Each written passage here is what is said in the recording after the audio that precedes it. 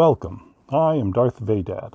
Join me as I remember things I loved when I was younger and still love today.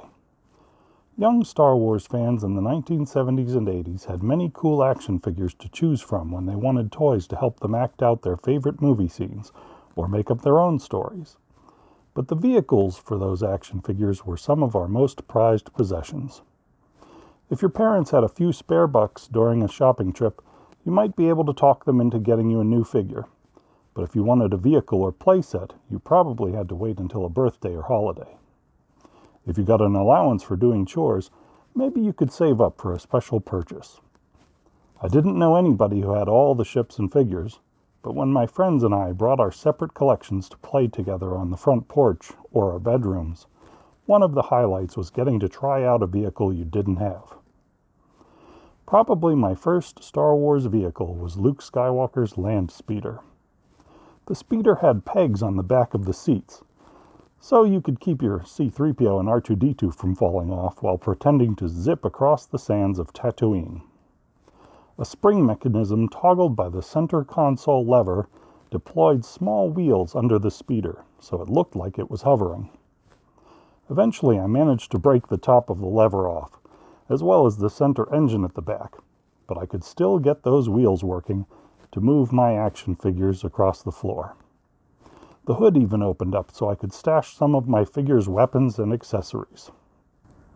Even though it wasn't a vehicle, my biggest storytelling prop was the original Death Star playset. With multiple floors, a laser cannon, working elevator, and even a trap door that led to a working trash compactor, I could spend many hours reliving the excitement of the first Star Wars movie. The Dianoga trash monster hiding among foam bits of trash was the icing on the cake. Later I got 3 starships, the X-Wing, the TIE Fighter, and Darth Vader's TIE Fighter. All 3 had laser lights and sounds, batteries not included. The X-Wing's built-in R2-D2 head was actually a cleverly disguised button to open the S-foil wings into attack position. Both TIEs had buttons that made the solar panels on the sides pop off. These toys were so popular, Kenner even made battle-damaged X-Wings and TIEs that basically just had different stickers than the originals. My cousin had the one ship I most wanted but never got, the Millennium Falcon. Han Solo's famous freighter was more of a combination playset and vehicle, featuring a spacious interior you could access by removing the top panel.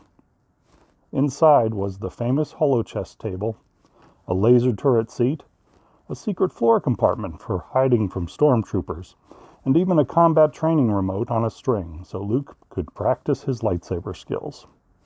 2 figures could fit in the cockpit, and the large forward landing gear doubled as a handle when it was time to take flight. Among other early vehicles I didn't have were the radio-controlled Jawa Sandcrawler, which had a side hatch that doubled as a ramp, and an elevator for sending droids inside to await the next stop on the Jawa's sales route. There was also an Imperial troop transporter, also called an Imperial cruiser, which didn't appear in the films, but more recently showed up in the Star Wars Rebels animated series. With sound effects and slots for holding multiple figures, it was a good way to get a lot of characters into the action at once. The Dewback action figure was more like a vehicle than a figure. A slot in the top allowed kids to put a figure in so it looked like it was riding in the saddle. When toys from The Empire Strikes Back started appearing, you could get a Tauntaun that worked much like the Dewback, with the added feature of a slot in the belly of the beast, so you could reenact the scene where Han slices one open to put Luke inside and keep him warm. I didn't have many vehicles from the Empire Strikes Back line of toys. I know I had a snow speeder, though, which included flashing lights inside the laser tubes and a string attached to a grappling hook to help you take down the huge AT-AT toy, if you were lucky enough to have one. I may have also had a twin-pod Cloud Car from Lando's Cloud City.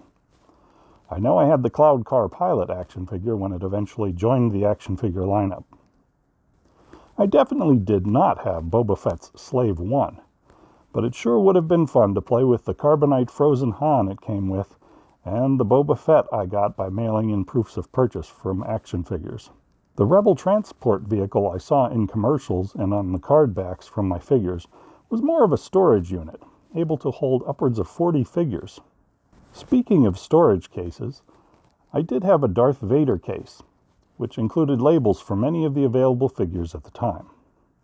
Before Return of the Jedi came out, there was even a Scout Walker toy included in the Empire Strikes Back line, but by then my vehicle acquisitions were pretty much done.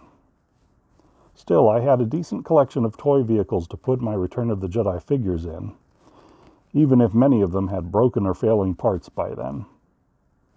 The iconic packaging for the toy vehicles were so well loved, even the newest Star Wars toys come in boxes with similar designs today, including Poe Dameron's latest X-Wing from The Rise of Skywalker, and a repurposed Scout Walker from The Mandalorian show on Disney+. Do you have a favorite classic toy vehicle? Share it in the comments below.